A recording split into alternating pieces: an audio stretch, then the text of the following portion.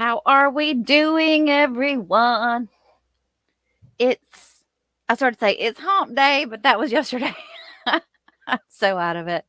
This hurricane's got me messed up, and I'm not even in Florida. How are we doing? I've got a surprise for you guys this evening, and I didn't even put it on my thumbnail or my title or anything yet, but I think you guys are going to be like, oh, what? No, he didn't. I got all kinds of craziness. First, let me show you this one piece of craziness that y'all are going to laugh at. I don't know if you've seen it. You probably haven't. This is funny. This is just so typical. So freaking typical.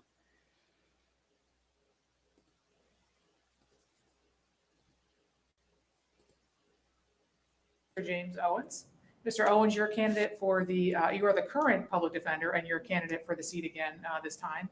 Talk about that job a little bit. Why is this job important? Why should voters care who gets into it? Well, we handle a large caseload in our circuit, which is the 4 counties, Escambia, Santa Rosa, Okaloosa, and Walton counties. We handle approximately 35,000 to 40,000 criminal cases a year. We represent people that can't afford a lawyer. The judge appoints our office. So we're a huge part of the legal system, our clients and our cases that we handle.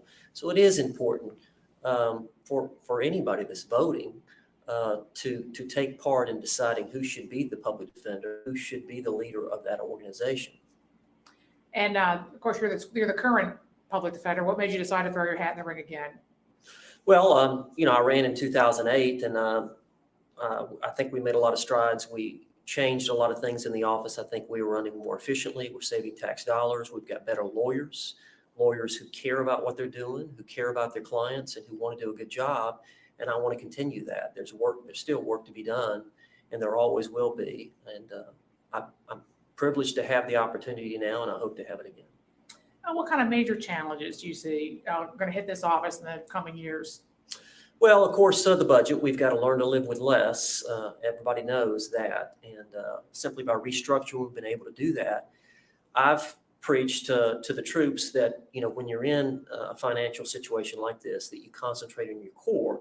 And our core is having lawyers up in the courtroom handling cases. So we've focused our attention on getting more lawyers to handle the cases and cut costs elsewhere. We've reduced some other things to save money. At the same time, the other big issue is turnover. A lot of our lawyers start their careers with our office out of law school. They spend a short amount of time there, a year, maybe 2 years. They get some trial experience and then they move on. So it's constantly about teaching young lawyers how to be good public defenders. And if you could just tell, if you could talk to voters, what would you tell them? What makes you uniquely qualified for the position? Why should they vote for you, basically? Well, I've got the experience of doing it for 4 years, and I believe our record is what I'm running on, which is running an efficient office, which is what I promised, saving tax dollars. We're operating now. We've saved $2.9 million in general revenue tax dollars over the last 3.5 years. We've collected more from the clients.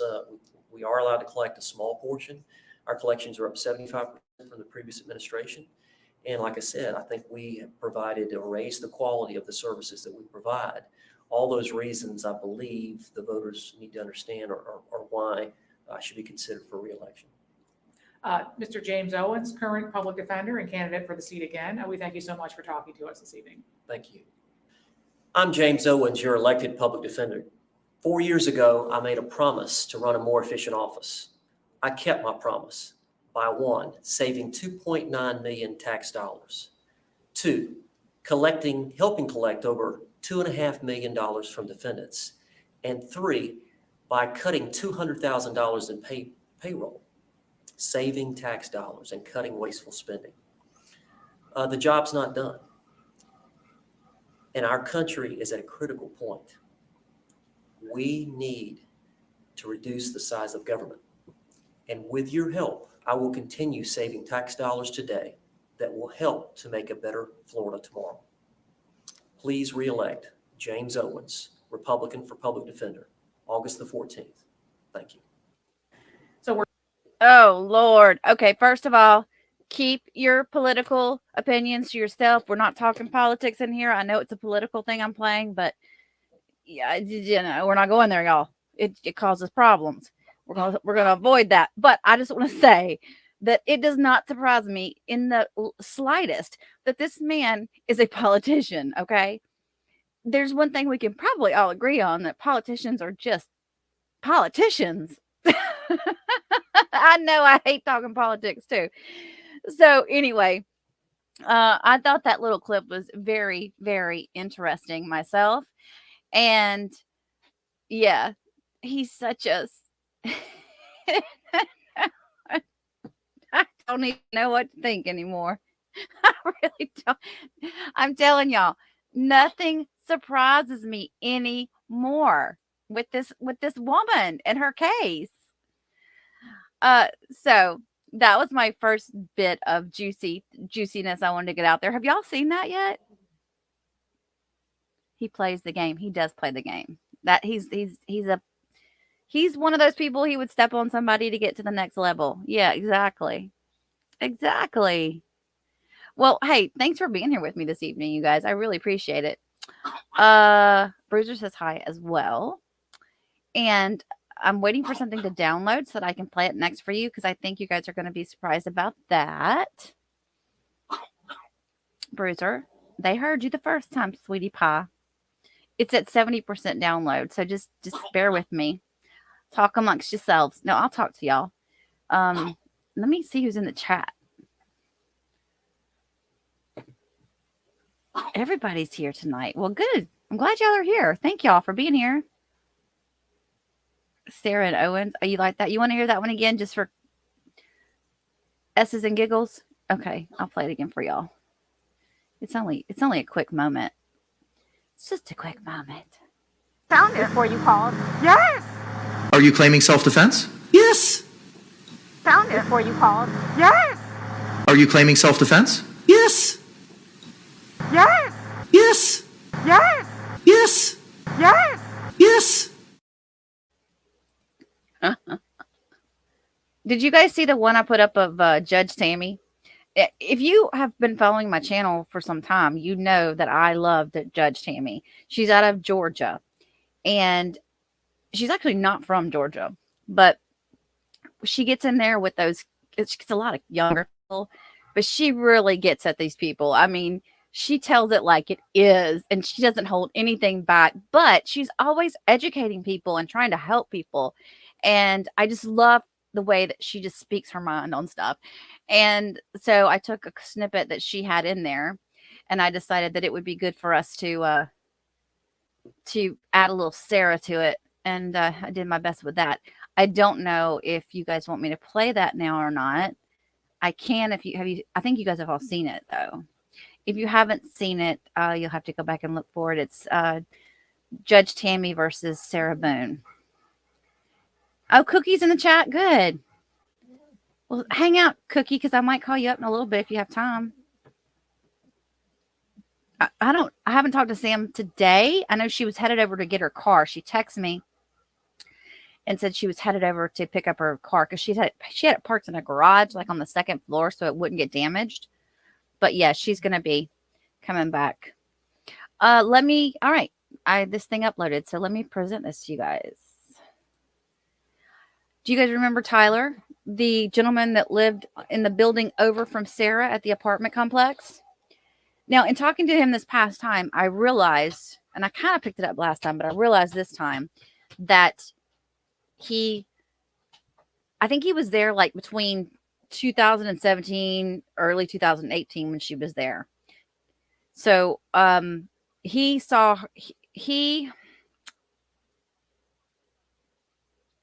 her moving in 2017, but I think he moved out before all the drama started happening with all of them calling the police and everything. But got some good stuff here for you. So let me get this started.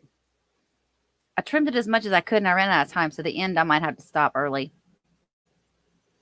I want to welcome you back to my channel.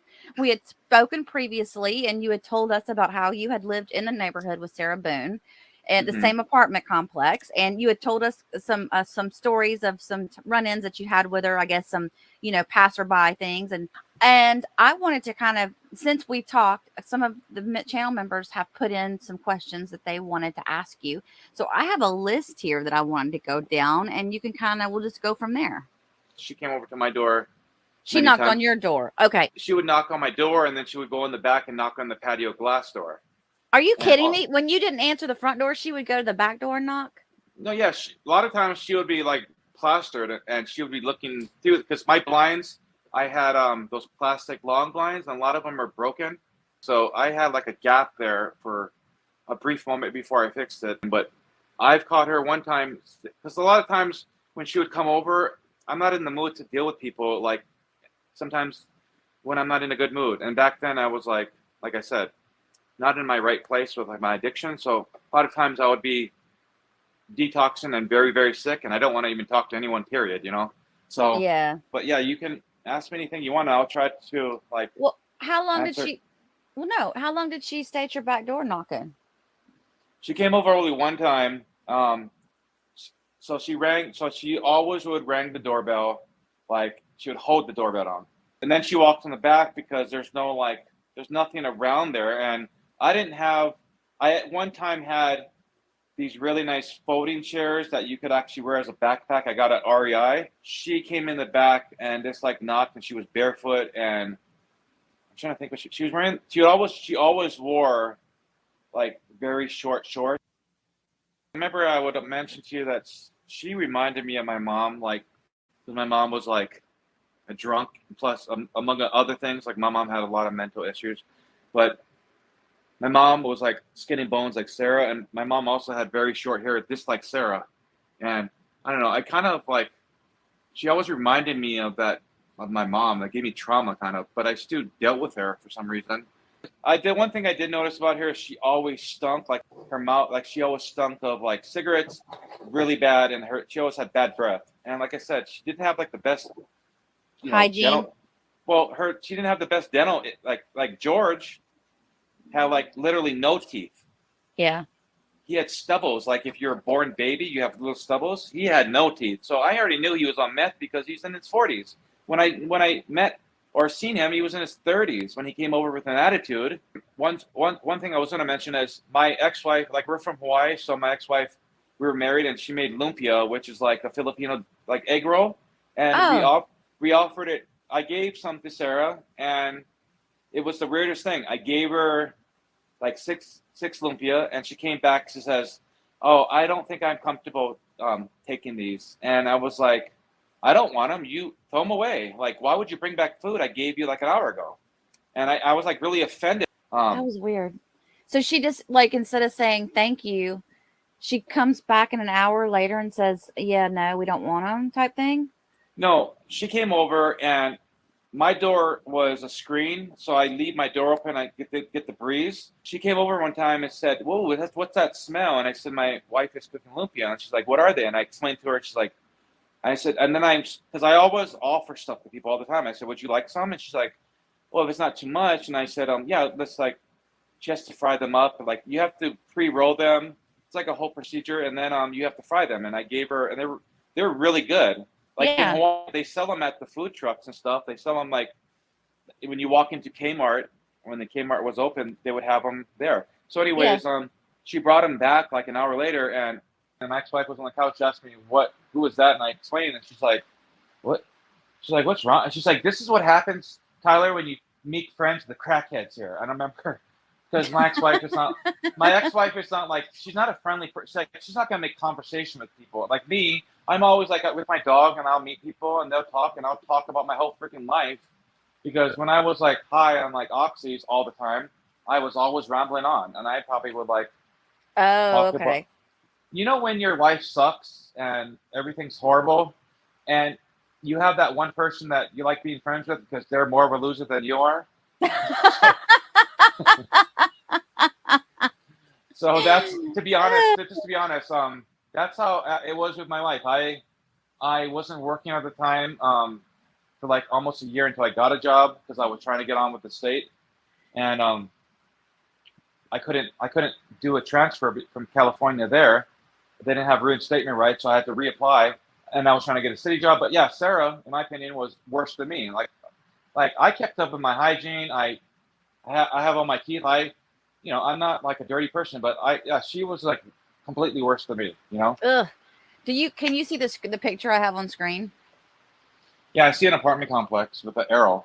Yeah, you see, I've got your unit highlighted, and then I've got her building over there highlighted. What I'm picturing is you were back in the back of your unit walking your dog around that area, and she would always be out in the back and come out and say hello to you, I guess is how y'all ran. Is that kind of how y'all ran into each other? Well, the first time I ran into her was at the mailbox in the front. I was having a trouble opening it, and then she was over there bare. She always walked around barefoot all the time. And she said, "Are you having trouble with your mail key? Call this number. I know the manager." And she always claimed that she knew them really personally. Like she said, "Call them; they'll help you." And all she gave me was a maintenance number, and they couldn't do anything because they don't own the post. They don't own the mailboxes. It's the post office, So that's when I first met her, and she never she didn't say what her name was. She just told me call this number, and then she just disappeared. No, I took my dog Brutus out. I had an English bulldog, like 2 of them. Brutus is the one that passed away, but I had 2, Brutus and Elvis. I have Elvis now. I never took out both of them at the same time because it's too difficult. She always talked to me about my dog, but it was weird. She never bent down to pet my dogs ever. My bulldogs were very cute. I love bulldogs, yeah. And then she had when she first moved in, that's why when I read a couple of the comments, people were like, "Oh, George lived there from day one," and blah, blah, blah. And I don't know why they're saying that because they might have been dating, but I'm telling you, when she moved in, it was that guy, that guy, like I said, Brian to me was creepy as hell because he's cross-eyed. Did you hear any of the other neighbors complain about Sarah and George? No, I like I said, I only spoke to Sarah once in a while, and then there was a family that was pretty cute. That was like a Samoan family, and I spoke to them once in a while. There was a maintenance guy that worked there there was a couple accusations made against him when I was living there that I heard from. There was also other maintenance workers there, and I never called them because they didn't know how to fix shit. They were like the worst people in the world. Did you say you mostly saw her late at night, or you said you saw her when you walked your dog? Was it mostly at night, or was she also a day drunk? Because I've heard she was a day drunk. Oh yeah, I do remember the first time she came up to me. She did make an accusation. She's like, you have to pick up after your dog, And I said, I have a fucking bag in my pocket. And then she's like, whoa. And then when she said like that, whoa, I already knew that she was drunk because when she was talking to cops, she's like, "George, I don't know what happened." She's completely drunk. Like I said, she drank the same wine as my mom, in the box. My mom would squeeze that bag. She would cut the box open, and there's a bag in there, and she would squeeze it to the last drip. The reason I knew she drank those boxes because a lot of times when she would get out of her car, she would hold one under her arm and another one she would hold on the handle. She had 2 all the time. Did you see what I made? Because you told me that. Did you see what I made? Look. Yeah, that's exactly the wine. I remember it starts with an F. It's it's like France something, but that's Franzia. the exact. Yeah, that's exact wine. Did you ever hear about how George pitched a tent over there on the building on the other side of you? No, a lot of these stories might have happened when I left, when we moved out, and yeah, like I said, the one time he did come over and I think he was just they were both jealous people, and I think he was jealous that I was talking to her because I was in my middle, late, I don't know, say 30s. Mm-hmm. And so he just went over there and he didn't even say hi to me. He was completely rude. He went over there and he's like, Sarah, we gotta go.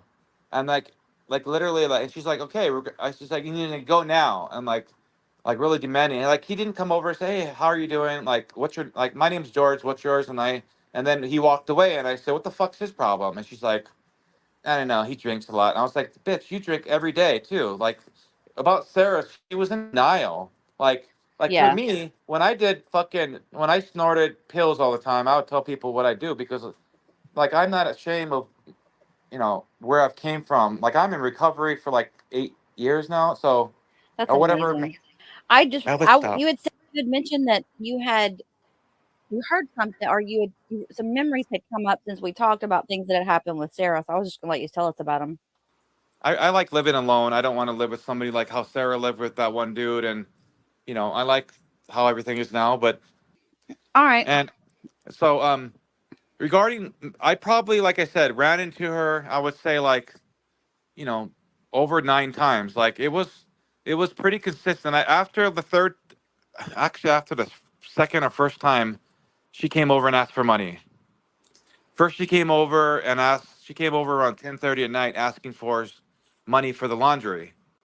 Um, she's like, my machine's broken. Can you give me money? And I knew she needed the money for cigarettes. I'm not stupid. And I said, you want the money for cigarettes, right? She's like, yeah. All right. So tell me what you were talking about with Sarah, and you had met her at the mailbox, and then George. I wanted to ask you about her and George as far as size.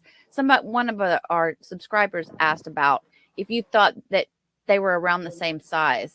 Oh yeah, he was like I said, he was a lot smaller, and plus he was very, very, like I said, he was very, very, and he always wore like these baggy shorts. And I guess some people wanted to ask you about Sarah's personality as far as like, did she ever get snippety? Because she seems like the type of person that she was mean a lot. When I first met her, she wasn't like I said, she was like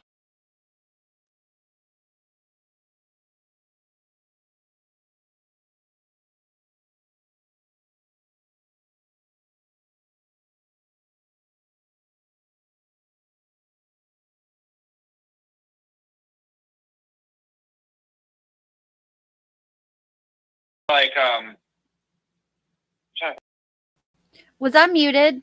Was I muted just then? Go ahead, throw it up in the chat. I was muted, whatnot. What I said is that his internet kept going in and out. Go ahead and throw those emojis up of me being muted. You remember last time we interviewed Tyler, he was having internet issues. Well, they are still occurring when I interviewed him today. So we ended up switching it over to a phone call, and I put him on speaker, and I put my microphone up to it. So that's why it sounds different now going into this portion right here. Yeah, I have a emoji that shows me muted if y'all want to use it. Go ahead. That's why I put it there, so y'all can make fun of me. think of that whole thing with the food thing. She had an attitude. Like when I said, when she came back and I said, what? And she's like, oh, I don't feel comfortable taking this. Oh yeah, let me just get to another thing before I forget. Okay. I had bought these things at REI because I always bought things from them. Like I like to camp a lot, so I bought this kind of like this patio bench that folds up, and it's really cute. And you unfold it, and it's like a bench, Yeah. And it was originally $80, but I got it on sale for $20, and I bought 2 of them. I didn't really like the way they looked because I thought they would have like a back. So instead of me going all the way to the store, returning them and spending a lot to ship them back, I asked Sarah if she wanted it for $20, and she's like, "Oh yeah, I'll take it." So when I brought it, I did bring it outside, and I opened it up to show her how you can just open it up and do all that. She took it. She gave me the $20, and she left. Oh. Literally a week later, I was in the back, because in the back of the patio area, me and my dog there's a grassy area that had trees that we would sit under. Yeah. She came huffing and puffing over there, and literally she was holding the bench, and literally the bench still had the tag on it, and literally came over there almost whipped it at me and says, "I don't want this." I thought it was going to be one of those pool chairs that I can lean back and crank it up and down and have a recline. I said, but I opened it for you and I showed you exactly what it was. It was just a bench.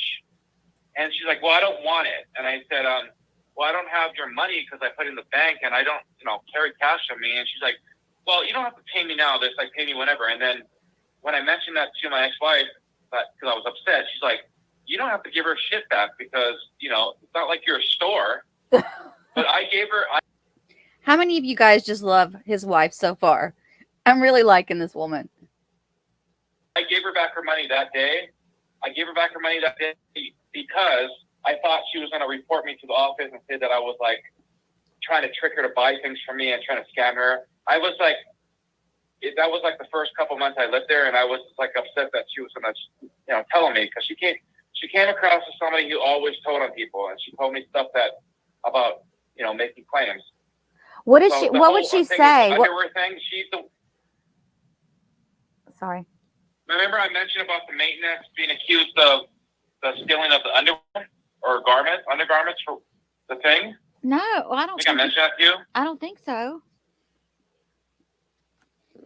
Tell me about that. There's, in that apartment complex, there's like 4 or 5 guys that work there. The guy that was probably giving the interview, I don't know, maybe he was a supervisor, but there's a bunch of maintenance workers, and there's like 2 golf carts, and this is a pretty big complex. You can submit a work order on your app, and then they come like the next day or whenever. I heard from one of the guys that I used to talk to a lot when he came over one time. He was in the house and fixing something, and he was like telling me what happened, that, the manager might want to install body caps on the maintenance workers. And I said, why? If you guys are maintenance workers. He said, because somebody made an accusation that we stole like panties and bras. And so that was Sarah. She's the one that made that accusation, that somebody stole her panties and bras. Oh my God. He's the guy that told me that. He didn't tell me Sarah because he wasn't allowed to tell me because he can get in trouble. He just, like, I had to like literally like kind of get this information out of him. I was being nosy, like, what happened? And like I was like, just somebody made an accusation that somebody stole like underwear and some undergarments. I said, like a woman or man? He's like, yeah, a woman. And he's like, I said, what woman? He's like, I can't say that because, then, I can get in trouble. And then I was talking to it with Sarah the next day about like what I heard, and she's like, yeah, they stole my panties. And so I knew it was her because she said it. And do you know that the office had to, I think she lied because the office had to reimburse her like $80. Are you serious? She had made a claim. In order to live there, if you don't get their renter's insurance, you have to pay an extra $16 a month. So she went through her renter's insurance claim, and I guess, they have to contact the apartment complex and retrieve the money from them, and then they pay out to Sarah. So whatever insurance she had, they had to pay her. And I guess the way I heard it from it was like she was making like $80 for underwear and bra. I'm pretty sure she probably said she had a Victoria's Secret or whatever. Yeah. But she made that. I think she was like she didn't have a job or money, and she was always finding ways to like, and there's a retention pond there that before used to be a lot like smaller. People used to throw money in there all the time, like quarters. I don't know, a lot of like Hispanic people, I'm not racist or anything, but they're like, kind of superstitious. They throw money in there for whatever reason. Yeah, it's like a wishing well. Like a wishing well. I saw that online sometimes that some people.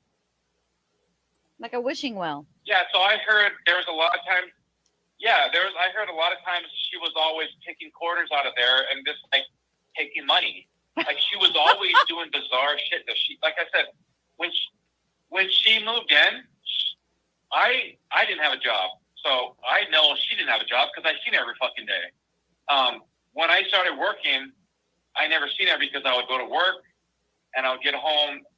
I would work from 5 to 1:30 in the morning. I would get home, go to sleep, and then wake up and go to work the next night. Then I rarely seen her like the last 3 months I was there because I had a life, I had a job. Yeah. But yeah, she definitely, she didn't have a job or anything. And like I said, when that person made that comment that, he lived there from day one. First off, he didn't live there because it doesn't matter if you have to have some type of Sarah, the reason I think she was able to live there because they don't rent to people who have, a criminal history. Like if you have any felonies, they don't rent to you. And also if you have bad credit. So I don't know how she was able to rent that place without a job. I think Brian was able to. get that place because I think her ex. I I think her think ex Brian had it set up. honestly was on the. Yeah, because like I said, when they moved in, he was there all the time. I think he was on the lease because, like I told you, I don't give a fuck. I wasn't on the lease for the first year because it was just my ex-wife. And like I said, the reason I had to be put on the lease because somebody told somebody and got back to somebody, and we got a notice on our door and said it's come to our attention that you have somebody living here that's not on lease. If you don't put them on lease within 24 hours, we would be forced to evict you.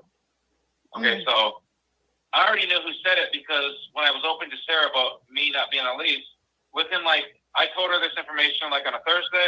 We got that paper on our door on a Monday. So I already knew it was her. I didn't tell anybody else.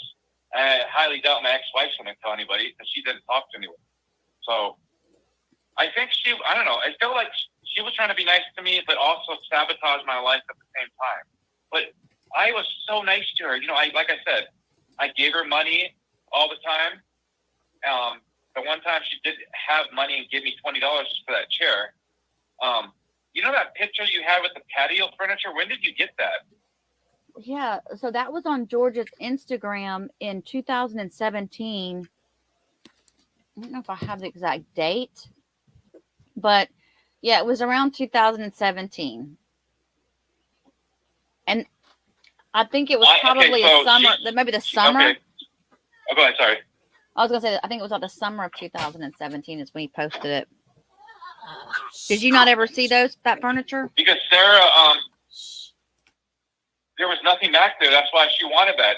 Sarah was she was that's what reminded me so much of my mom. My mom would give me Christmas gifts when I was younger, and the next day she would return them because she needed money. The very next day, and I was happy. At one time, I got this really nice boom box with the 2 tape decks, in the 90s.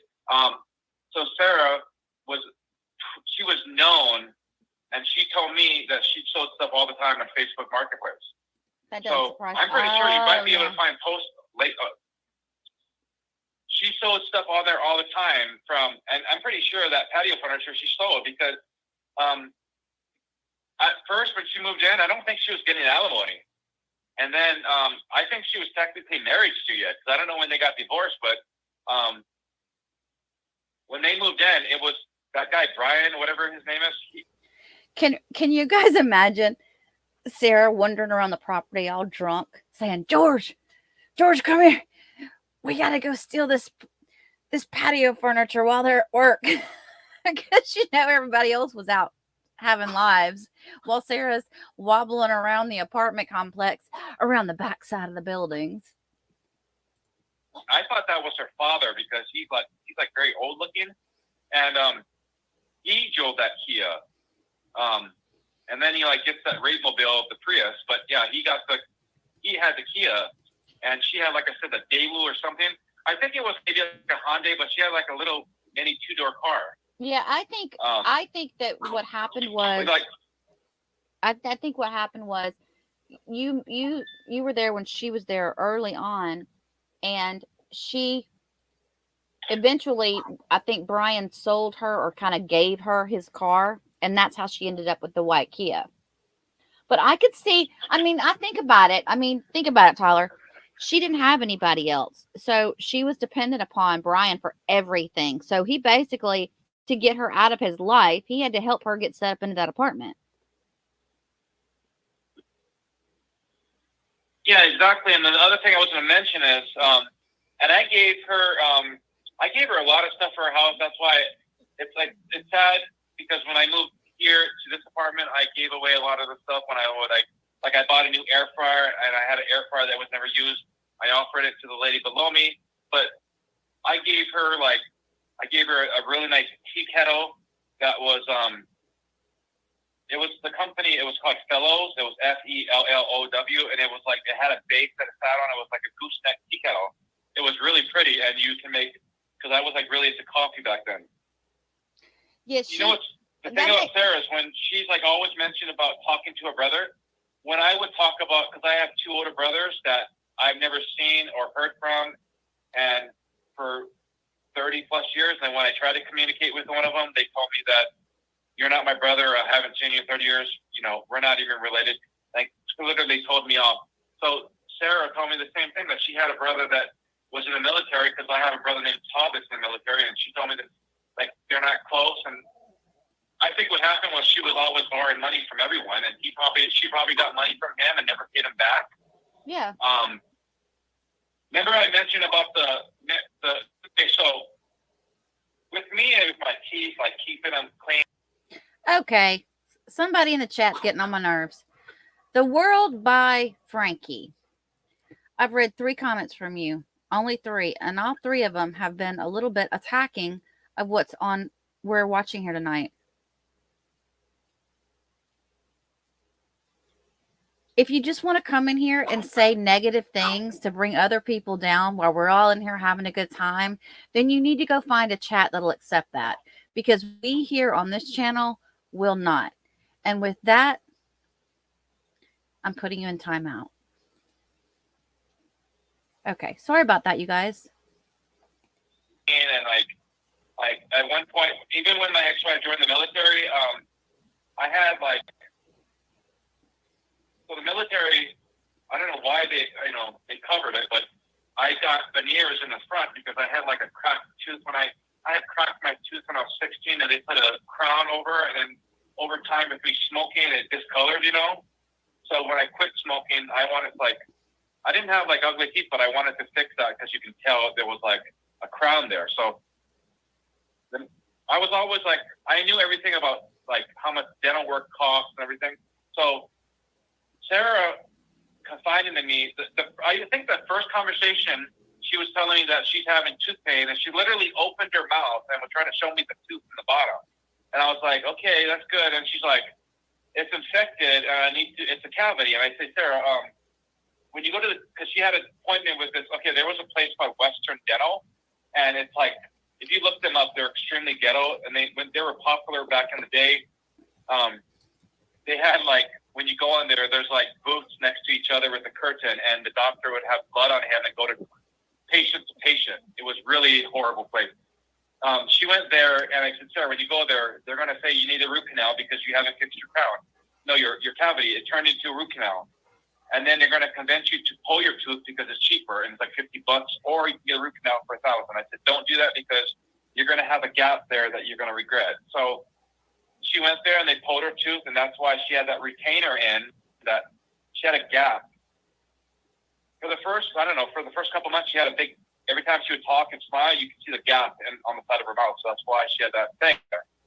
Whatever she had put there that came out. But not to be like weird or something, but I hope that somebody communicates with her, because I don't want your viewers or somebody to think I'm bullshitting, because, I don't have a reason to like lie. Like the stuff I'm saying is just stuff that it's like, I don't know, doesn't make me look any good to know that I know her, because I don't know how that would benefit me by me knowing, No, I don't think that you've actually got a lot of people. I would say 95, because there's always going to be shit people on YouTube, right? But 95% of the people, which is mostly my viewers, they're like, I think this guy is legit. So what do you guys think?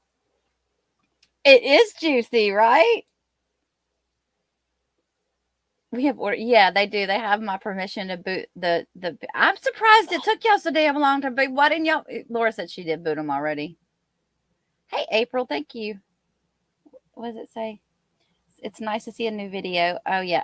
Okay, so I talked to Sam. I said that already, but she was texting me. She was going to get her car. She has no power. I think she couldn't sleep. She was having a really hard time sleeping during the storm because it was, she was stressed out. And there was a lot of wind and rain, and it was so dark. I think that's what scared her the most. It was so dark. She couldn't really see what was going on out there. But the flooding apparently wasn't bad. Tampa ended up getting really lucky.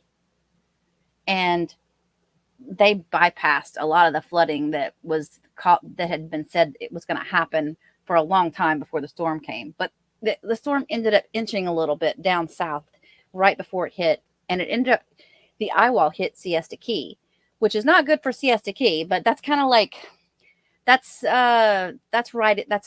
right next to downtown Sarasota.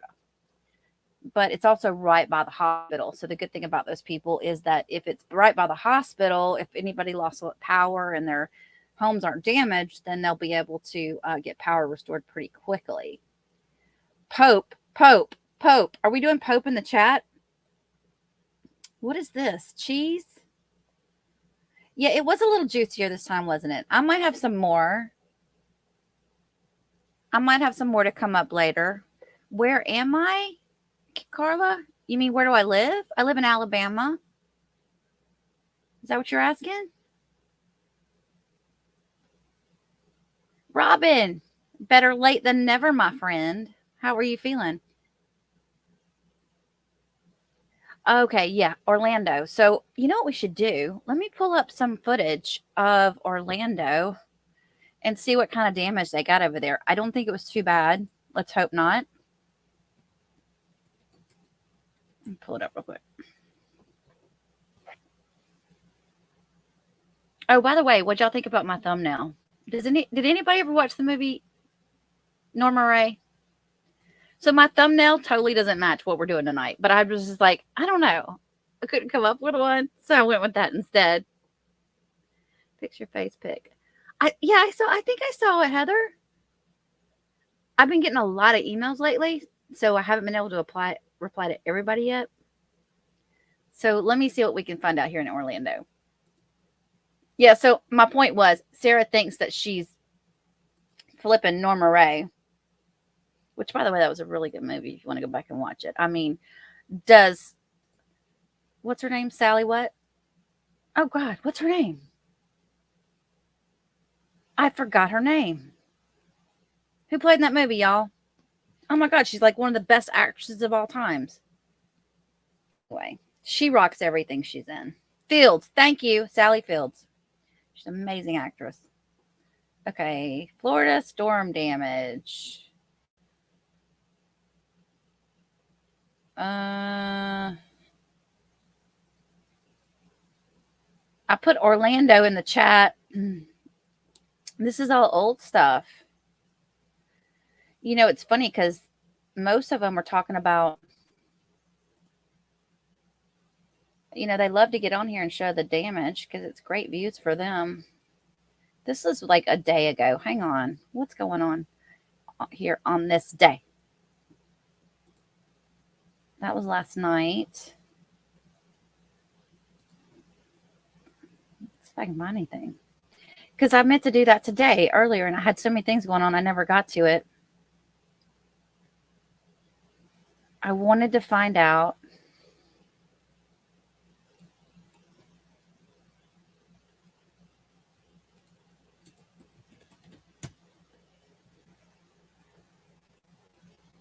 Oh, here's the Central Florida one. This is from last night, but we'll still watch it. Meantime, Central Florida, boy, when you look at this shot from Orlando, again, the airport there is closed, International Airport, one of three that we know of. Tampa, and they were very proactive with that. Orlando, right? Tampa, St. Petersburg, they were not messing around. And Florida doesn't. Florida is a very proactive state when it comes to storm prep because, of course, they unfortunately are well versed in it. Yeah, they know exactly what to do. Yeah, all the crews are in place ahead of time, right? They're putting their crews to get back to the lines when they can. Of course, they can't right now.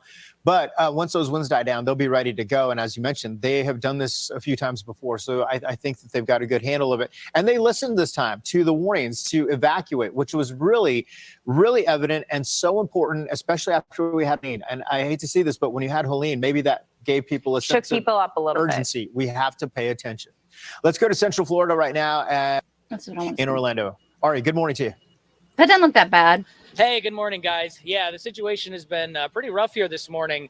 This backside eye wall is no joke, and we're even starting to get into the outer part of it, and the wind has been absolutely ferocious. We were in the northern eye wall a little bit earlier, and at least while we were here, we weren't here for the entire duration of it. We were just getting set up, but we didn't see any power flashes. But during this back eye wall, we have seen countless power flashes, especially up toward the north. Here in downtown Orlando, at least around where our hotel is, the couple block radius, we still have power. I don't know how long that's going to last, though, guys, because I think the consistency of the wind, the duration of it, is starting to take its toll. You know, there are parts of Orlando that could handle maybe one part of the eye wall, but this backside is kind of finishing the job as far as getting the electricity to go away.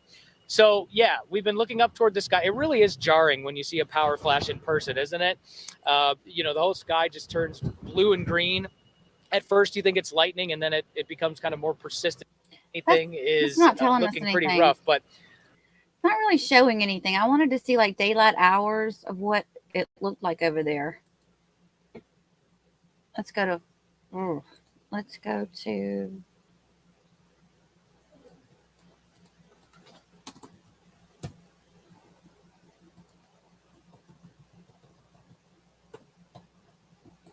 that maybe they didn't get a lot. Did y'all see where it took the roof off a top Tropicana field? Here's Orlando. It wouldn't do much damage on the East Coast, but really Orlando hit. We got Brian Abel there. Brian, tell us about what you're seeing now that the sun is up. Chesley, I thought that I might be safe in saying that we are clear of the rain, and then it comes back, and it's really been that fluctuation. It's been cyclical throughout the morning of it coming and going. It is far lower in strength than it has been earlier this morning. I do want to show you some of the damage that downtown Orlando is experiencing. Over my shoulder here, you might be able to see this intersection and some of the flashing lights from utility crews. That's because they are trying to get a street light back up in the air in order to get this intersection free and clear.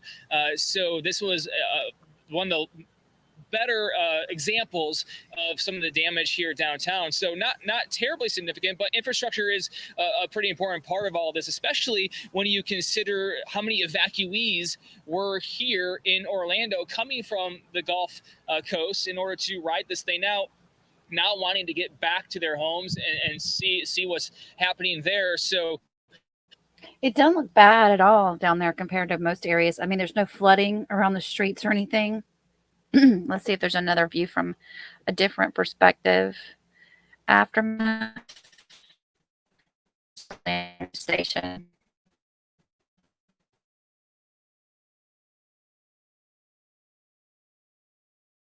Wondering is because I want to know what's going to happen with the trial. If they had a lot of damage, we could be looking at another delay, but I don't think we did, and I don't know what's wrong with this video. What's wrong with the video? Oh, it's not available. Well, hang on, Cookie. Click Orlando 6. Let's try that.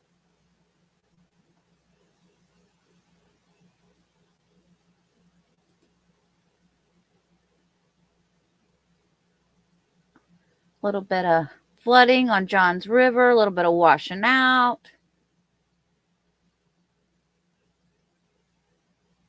But that shouldn't affect downtown. Is expected in parts of Central Florida as those water levels in the St. Johns River are set to rise in the coming days. Yeah, meantime, the Little Wekiva River in Seminole County has reached major flood stage. News 6's Catherine Silver is in Altamont Springs, where that water has gone into neighborhoods there. Certainly something they do not need. Catherine. Yeah, because it is just covered in water. The homes on the right side of the street here are actually right alongside that river. I do want to. That would suck, you guys. That would suck so bad. If your car got stuck, that is not a river. That is a street. Okay, the car's one thing. Your home is a totally another. I can't imagine. You could see on the side of that house, see the line where the water was up higher. Look at the bottom of the houses and then look for the line where the water was at one point. Oh, good, they had sandbags. That might have helped. That's crazy. At least people in Florida have boats. walking downhill as I'm walking closer to where they have these barricades up. And so all of the water from the rain and from the river as it fills all kind of rushes to this point. Now, we saw this also flooded during Hurricane Ian. This is one of those spots that people just know that this can happen. There's other spots all over Seminole County that are flood prone around the St. Johns River and Lake Harney. You've got G Creek, Howell Creek. All of those places are also forecasted to now reach major flood stage with the rain. But see, I don't think that's going to affect downtown Orlando. That's a little bit of ways. What they're talking about is a little bit of ways. So I'll keep looking out for that. I don't want to keep y'all on hold while I sit here and search for this. Thank you, Sidonia. So kind of you for the super chat. She says, "Oh, I cannot take any more delays. No, Mama. Thank you. Please, no. I think I have a guest knocking on my door. There he is. Hi, Cookie. Hey, baby, what's up? Not a whole lot. What are you doing? You wouldn't believe it. I got a call from Orange County Detention Center that want me to come down and interrogate Sarah Boone. So I've been on the road now for 3 days, coming down to Orange County. What you gonna say to her? Well, I had to. Like I said, I've been in the road now for 3 days. I'm currently in Eagle. You know what that is, don't you? No. Yeah, it's a little pool hall right down the street from where I live. I had to stop by and pick up my kit to go down and interrogate her. So I had to stop by. I got a rooster. I got 2 lemons, a bottle of baby oil, a pair of surgical gloves, and a pair of goggles. And so what I do, I just walk in the interrogation room and sit that rooster down, set them lemons and the baby oil, and put my gloves on and the goggles, and then just turn around and walk out. And then before you know it, she'll be spitting out all kind of information. Oh my God! Oh yeah! Look here, I got to think about. Wouldn't it be fun to be an interrogator and have Sarah Boone in that? I would just have to get on the phone, while she's sitting there talking, get on the phone and, yes, Sergeant. Okay, and then look over at Kelsey and say, they got 1 bus ride to Rikers Island left. We got to hurry up. The bus is leaving soon. The bus is leaving for Rikers Island. And just look at the look on Sarah Boone's face. She would she would look at you and she would say, "Really? Really? You know what? Depending on what video you watch at that interrogation, she looks like a demon, when she's sitting there handcuffed looking up at Scott. Man, them eyes, the way she looks at him, it's scary. She could be on that movie. What was it? Oh, the one where her head was spinning around. Yeah, man. Let me tell you what. Back years ago when I was drinking, I sit down in my recliner one night. I done passed out, and I woke up by 2:30 in the morning. Now I'll be honest with you, I'm sort of scared of the dark. I don't watch no horror movies and stuff like that. The only horror movies I watch is Halloween movies. I love Michael Myers. I do too, yeah. But I passed out that one night. I woke up by 2:30 in the morning. And when you're drunk, you'll knock stuff off your chair and lose stuff. Well, I done woke up by 2:30 in the morning, and that movie, The Exorcist, was on, and I done lost a TV remote. Oh, and look, I was hollering for my ex-wife, trying to get her name out, wasn't that, but it was just silence coming out. It was like, that is a nightmare. Oh my goodness, what you talking about? Oh. Look, do you realize how many, now that Sarah Boone is going to change up her testimony once again, can you imagine how many lies this woman has done told now? Just that she's been in jail, or just for this attorney alone. Yeah. Not to mention the ones that she had prior to this. Yeah. And the bad thing is she swore on her son's life, and she promised Chelsea and Scott She never would admit to certain things. And now all this stuff has done come out. If, Judge Krennic is going, I am more interested in, I'm more concerned about watching him dress her down when he says guilt right before he sends her all to prison. I can't wait for that scolding he gonna give her. Oh yeah, he's a man. I don't know if I would say he's a man of few words. I think it's going to be very well written. I mean, I love the way when he came back and he said he denied that other stuff. He had a lot of good facts there written in that little most order to deny, where he was saying all the things that he pinpointed down. This is part of the law. This is part of the law. This does not matter. This is, I loved it. I can tell you one thing: if I ever go to Florida, and I ever do get into any kind of trouble and wind up having to go to court, and I walk in the courtroom and I see he's the judge, I bet you I'll take the plea deal. I know, right? Oh boy! Oh, you could call old James Owens. He might help you out. Nah, I just go ahead and represent him. I tell him I'm a sovereign citizen. I'm guilty. I'm good. Have you ever watched much about the sovereign citizens online? Oh my goodness, man! Let me tell you something. When I got hooked on watching them fools, good gosh, traveling. Have you ever in your life seen anything like that? Traveling. These people actually, and look, I'm gonna tell you where you don't go and play that sovereign citizen junk, and that is in your home state. When them Alabama state troopers catch them sovereign citizens down there, they got 5 suckers to get them licenses out, or they go bust that window out. It's a wrap. The minute they say, I don't have to have no drive, bam! And the windows out, and out the car they coming. Alabama awful. Don't mess around.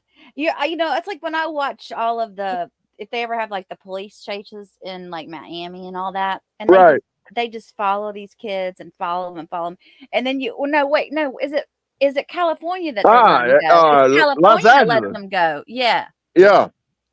And they just let them go and go and go, and then they show like Texas or southern state. I don't even plan it. I don't even.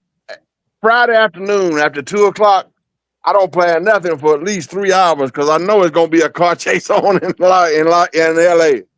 Oh, do you love that stuff? Oh, I love to watch them. But the part I like, I don't particularly care to watch them chase because all they do is get behind them and follow them. Yeah. My favorite part of when they stop, because I know they finna tap that tater then, boy. Oh, wait. I like the pit maneuvers. They like that head up when they get them boys out of them cars. I'm so ready for Monday, I don't know what to do. I know, I am too. I'm running out of content for you guys. I was gonna ask you, what'd you do this week? What did I do this week? Mm-hmm. Well, I tell you what, I sort of skipped around and watched a lot of different content on Sarah Boone, and it's I like to see different people's takes on it.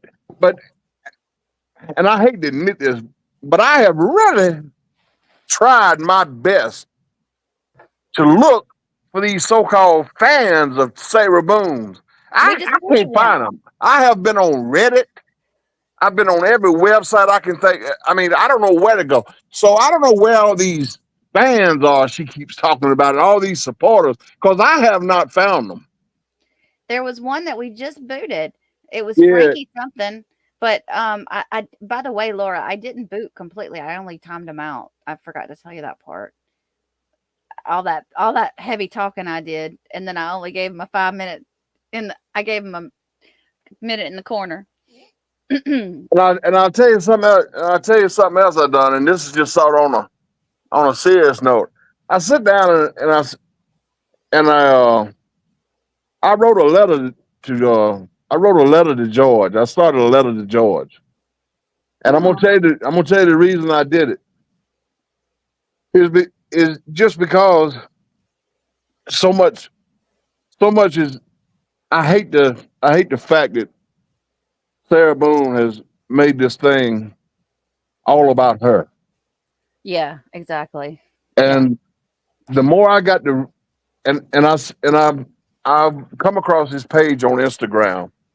His page is still up. on Instagram. Yes, I pulled it up one day. And I pulled up and I looked at a lot of his family pictures. I really took time and looked at them and read a lot of little things he had put on there and stuff. And the more I got to reading about George, the more things, he's from Philly. And so I'm with my sister Jenny. She calls me a foodie because I always send her pictures of stuff I cook and that kind of stuff.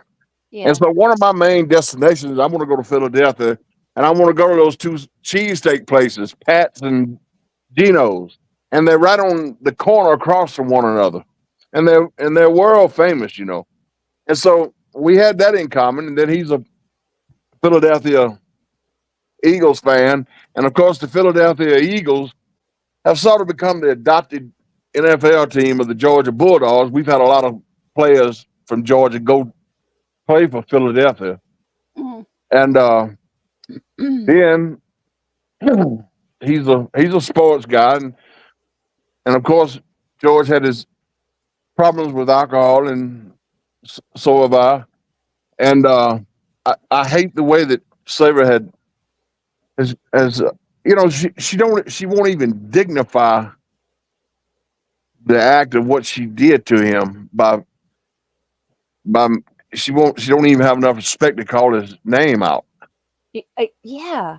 And she refers to him as his and him, and even in one that, just like during that interrogation, she when they asked, when Chelsea says, well, if someone doesn't need any help, they won't ask you for help. If he could have gotten out, he would have.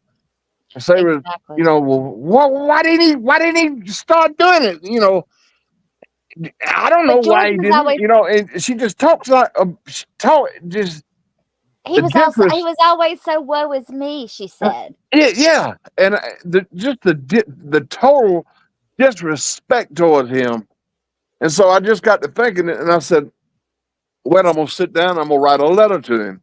And so I'm sort of in the middle of it now, and I figured when I got through, I would read it and send it to you, just to let you hear it. It was just a way for me to connect with him, and just to.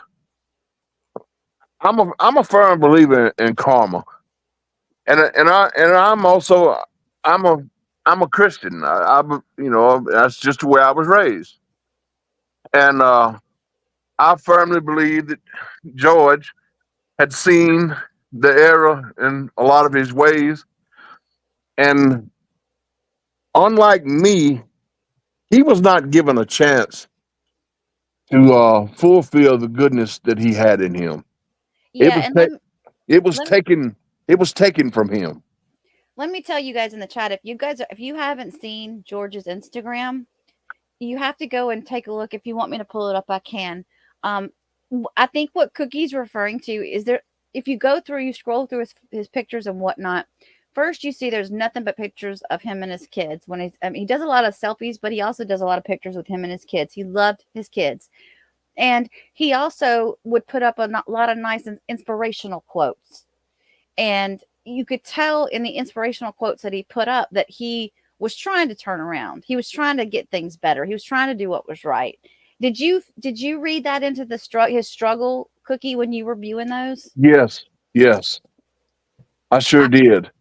And the more I read and the more I watched, and I kept going, the picture of Georgie and his mother was Georgie's prom date, and Georgie was a special needs child, and that picture just melted my heart, Yeah. And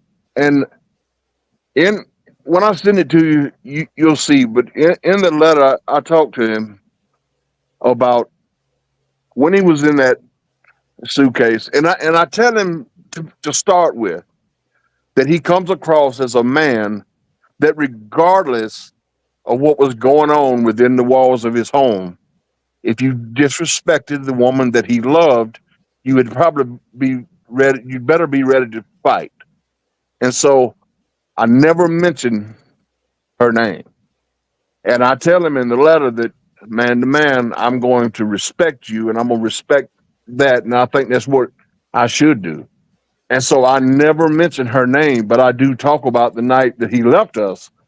And I just tell him, I say, I can't imagine you being alone, nobody there to hold your hand, nobody to talk to you.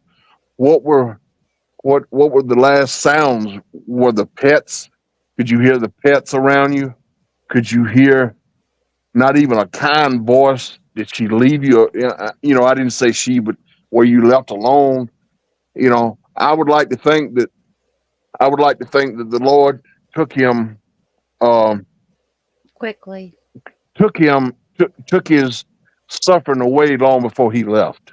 Yeah. Because, and I tell him that it's okay if you cried. It was okay if you was lonely, because that kind of death would bring any man to his knees. I don't care who you are. She, long before that night, Cookie, she was bringing him down. She was putting him down constantly. She was. He Right. probably had lost so much self-confidence being around her. That's it. I can't imagine how lowly he felt, and just beat down. And I'm not. The purpose of me writing the letter is not to try to make him out to be a hero. It's to let him know that this world has not forgotten him. That I mentioned you, and I mentioned all the people, all the members in this chat that hold his memory up, that respect him, that hold his name in high regard. I talk about his family speaking so highly of him, and about his mother, saying how much she loved him, and just letting him know that, that a fat white boy from Georgia and a skinny boy from Puerto Rico have a lot more in common than people would ever think. Yeah. And What would be that nice? what's Go that? ahead. If you send a copy of that letter to his mama. I will. And I tell him in the letter that I want someday to possibly meet his family and share a meal with them, and sit down and do nothing but just maybe talk about George, meet his kids, meet Georgia, see what's going on in their lives. And because I think, even though that a lot of his family may get mentioned at times, uh Tanika had said something on her channel a while back, that a lot of places now have gotten to where they refer to him as the Florida man, or Florida man. That they have, some people even drop his name and just refer to him as Sarah Boone's boyfriend or whatever. Yeah. I don't want that to be the last memory for him. And I Yeah. want him to know that even in his death, that somebody like me respects what he was trying to do. And the oddest thing is, while I was sitting here writing, my oldest son called, and he said, "Daddy, you good?" I said, "Yeah, I'm good. What's going on?" And I felt like something maybe was going on. And he said, "Dad, I've been thinking about you." Oh. And he said, "I'm coming out to see you. Me and my brother, we're coming out to see you before long." And it's just funny how things like that work. When you get it's like you got your heart at peace for a moment. Right, And then that came in. right. Yeah. And so, Oh, Cookie, I'm glad. well, it's just a thing that, having fun at someone's expense I can have fun, but at the same time, I want to make sure that I'm respectful in doing so. There's a lot of things in this world that I've done that I'm not proud of, but seeing someone's feelings be hurt or disrespecting someone isn't anything I ever wanted to be a part of. Yeah. When I was drinking and carrying on and running around, if I was ever anywhere at a fish fry, at a barbecue, at a cookout, whenever a man would come up and start talking about things that were going on behind closed doors, that right there was, I'd write that guy off right then. I didn't want no part to do with nothing like that. Never. And I just want George to know that somebody's thinking about him, that there's a lot of people that's thinking about him, and that he didn't go out, that he may have went out way too soon and not the way that he wanted, but he's going to be remembered. He's going to be remembered by people in a way better light than what he ever thought. Veruca sums it up really well here. Yes, ma'am. Sarah Huber's an awful personality has sort of eclipsed George's passing, who he was and what he went through. It's admirable that Cookie is thinking about him so compassionately. And I 100% agree with that. I think, we get so angry, and I think our anger turns to making fun of Sarah because that's our only way to lash it out or whatever. But I've even had people accuse us of, not, George was no hero. George was no this. George was no that. But George was the victim. That's right. That's exactly right. And listen, I don't want to come across either, Kara, of being.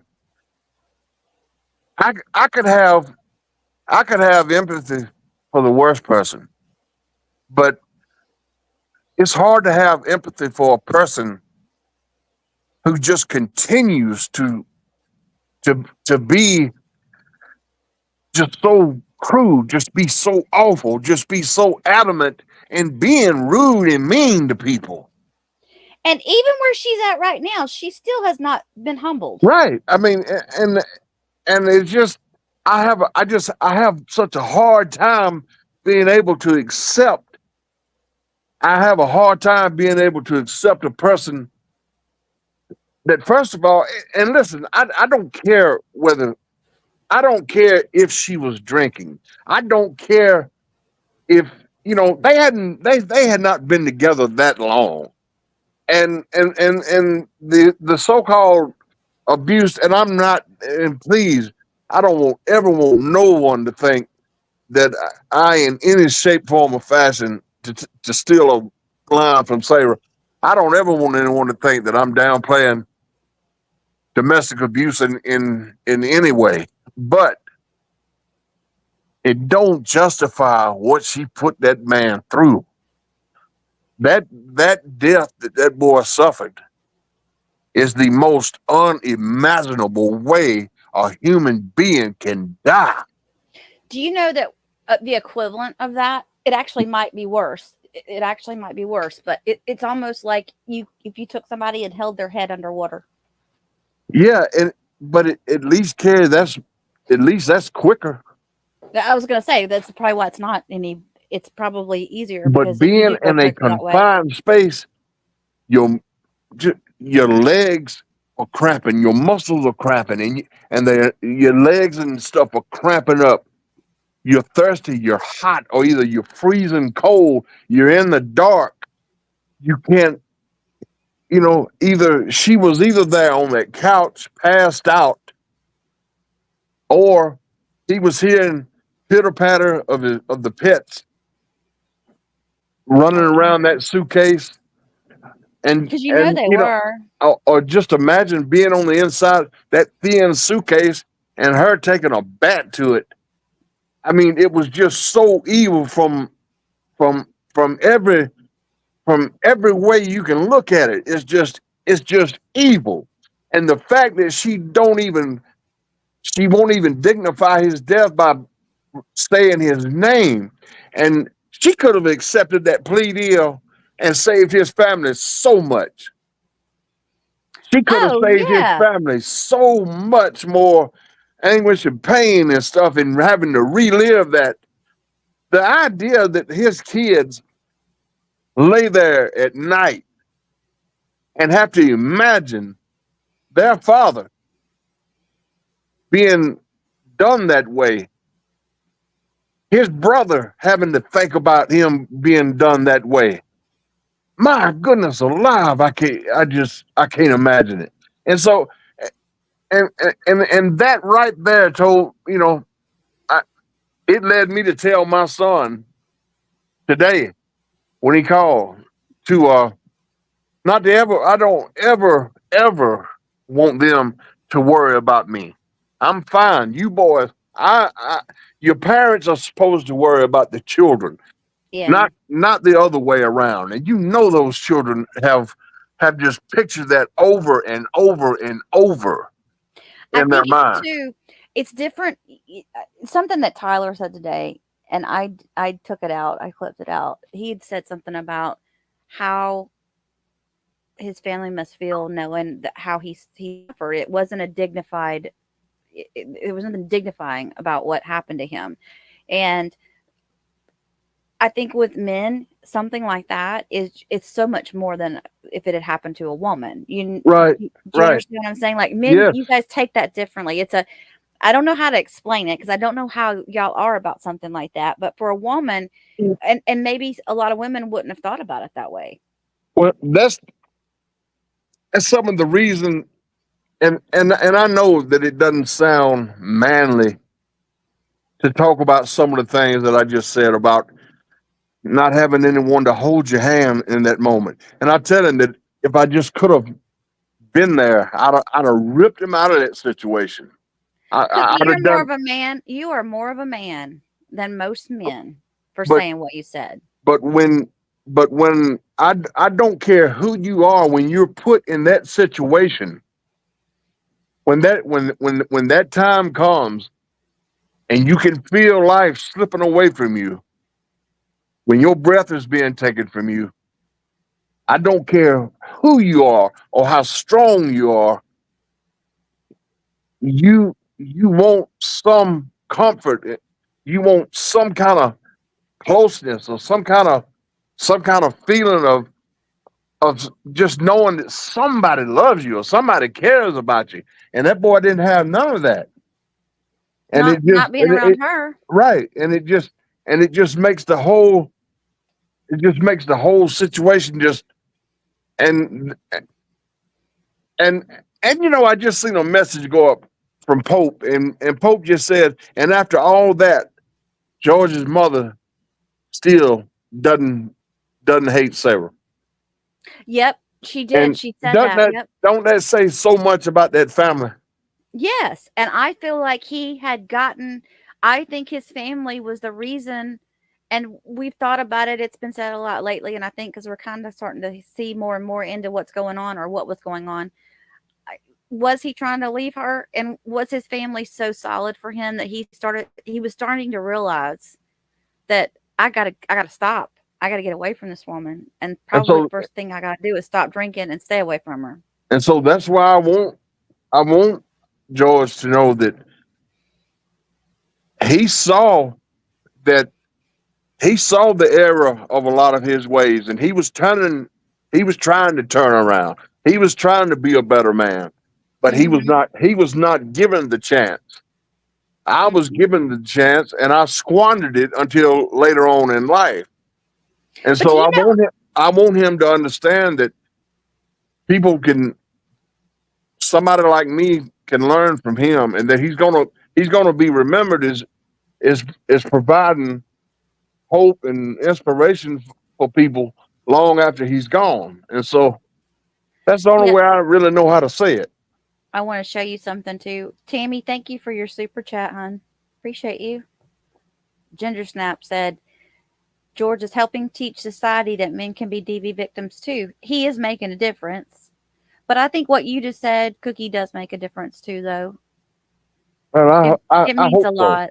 It means a lot. I want to thank you for just being so open and honest and feeling comfortable enough to do that too, because a lot of men wouldn't say the things that you've said, but as a woman, I admire you even more now. I think it's important that we say things like that. I don't ever want to get caught up in. I don't ever want to be caught up in the being thought of as being heartless towards anyone. Not even her. But like I said, it's hard to have empathy for a situation when the person just continues to be the way that she is. And so I don't know whether, I want to be able to come up with some kind of an excuse for it, but how? I just don't know how. I don't, they can label it with all this narcissistic and personality disorders and everything they want to. At the end of the day, and I'm just going to say it, and I don't care who gets angry, but at the end of the day, she is a piece of crap. And I don't know if it came from her family. I don't know how she got it. But at this point in time in life, excuse me, she is 40 something years old. She was 42 when this occurred. She is a grown up. Like Judge Tammy says, you grown. You need to start acting like you're grown and get rid of your past demons and basically blaming, because that's what she's going to do in court coming up. You guys get ready for it. She's going to blame her entire family on why she is the way she is. That's what's going to happen next. And we're all going to get angry. With that woman, it has been 110% self-preservation. Mm-hmm. And it continues to be that way. Anybody that could be offered a plea deal of 15 years for a reduced charge of manslaughter against what she's facing and just reject it and just and do so in just in a smug ass way too is just I don't have the words. I do have the words, but I'm not going to say them on here. I don't want to say them even to myself because it's just not it's unexplainable to me. Irene, I've left channels where chat refers to George and Brian as simps. It's nauseating. What is a simp? What's a simp? Simpleton. Oh. Well, I get why a lot of people go at Brian. I think we don't all know the story. A lot of people assume that Brian enabled Sarah. But I think people have to remember, too, when it came to Brian, he did what he did to try to keep Sarah, not necessarily for Sarah's sake, but for their son's sake. Like, he probably wanted her son to have her in his life a little bit, but also hold on 1 second. What Ms. Irene Calexico is talking about? Yeah. Where? You're exactly right, Ms. Irene. And listen, and listen, when I talked about Brian the other day, now that was nothing against Brian's character. That was just my feeling about things in the case. But I get she's right. I cannot stand the fact that people belittle them because in a lot of people's eyes, they look down on Brian because we've got a bad view of way that men and women should be in our society. Yep. Just because Brian or George were abused by that woman, that don't make them less of a man. That don't mean that don't, and it can happen. Abuse isn't just, and I learned a lot about that after my divorce. Abuse doesn't, so much of abuse comes in so many different forms other than physical. It don't have to be just physical. Abuse comes in so many, and Sarah has continued to prove her abusiveness in just the way she is with everybody around her right now. Everybody she comes in contact with. Everybody she's in contact with, she has to control them. She verbally abuses them. She plays emotional abuse with them and all that. It's wrong and it's not right. I know this is wrong, but I just kept waiting to hear that maybe one day she's gonna get her ass beat in jail. And I don't mean that in a way like, I'm get real beat up really surprised that it bad, but hadn't. I'm something. real surprised it hadn't happened. I know, just a little, black eye, you just get But her, you can bet, hey, you can bet your sweet butt on one thing. She about to go to a place where it'll happen. Yeah. Because all that little prancing around and smug ass attitude she carrying around, once she gets to Sing Sing, it's gonna be all over. If Sarah was as smart as Sarah thinks she is, she would have been really dangerous. Think Oh, about right. with her Right. mindset, if she had the intelligence that she thinks she has, oh, there would have been a lot more people left in her wake. My grandmother I used to hear her say, if he could sell his ass for what he thought he was worth, he'd be a rich man. Oh man. But Hey, anyway, I I am so ready. I am so ready for Monday. I am too. I've got something I was going to play for everybody. Yeah, just a baby black eye. Just a little one. Ginger Snap. Just kick her ass one time. Yeah, that's all I'm that's right. saying. Just a good ass whooping. Nothing that's going to hurt her real bad. That's right. Cookie comes on here and he gets the country coming out in me. That's right. All right, wait a minute. Okay, I've got something I want to play. And I don't know if you've seen this or not, but if you want to hang out, do you need to go, Cookie? No, I'm good, man. All right, let me pull this file up. Just a little something. I was going to play this the other day, and I didn't want to. It was a little bit longer than what I'd wanted to do. So this is from SKR. So I'm going to go on mute when I play this. That boy's a trip. I'm really weird about using other people's contents, but this guy had used. But I'm gonna tell you something. Sometimes I'll put his stuff on at night.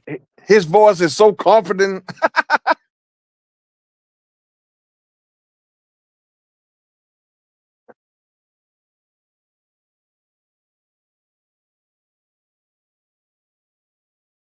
Oh shoot, I'm sorry. I muted myself.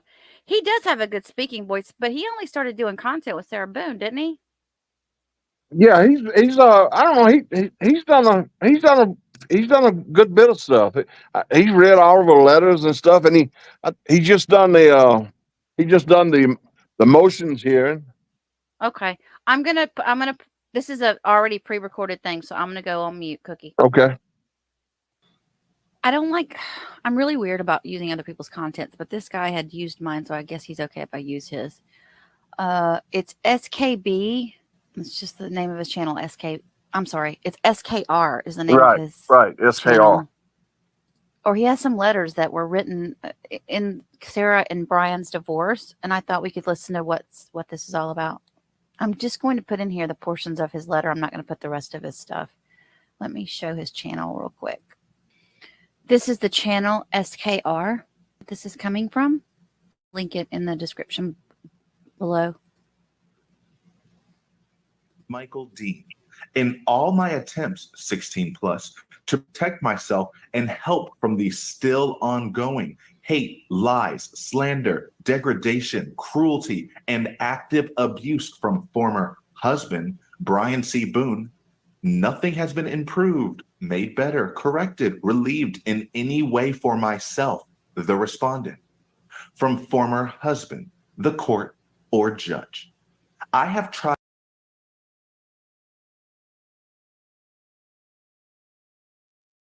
I was muted again.